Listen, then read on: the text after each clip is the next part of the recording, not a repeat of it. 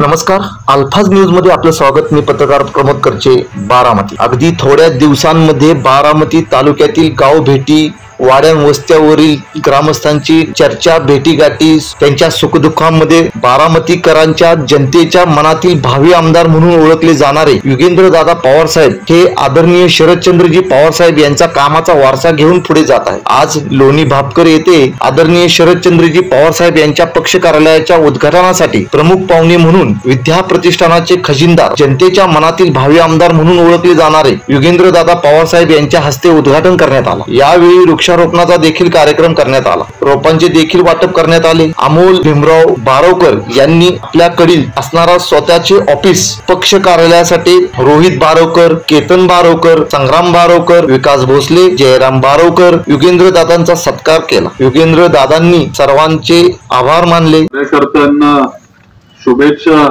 देतो। तुम्ही आज इथं एक खूप चांगलं जनसंपर्क कार्यालय उभं केलं आणि आम्हाला त्या कार्यालयाच्या उद्घाटनासाठी बोलवलं, त्याबद्दल तुमच्या सगळ्यांचा मनापासून आभारी व्यक्त करतो। कार्यालय खरं तर नेहमी मार्गदर्शन करत असतात।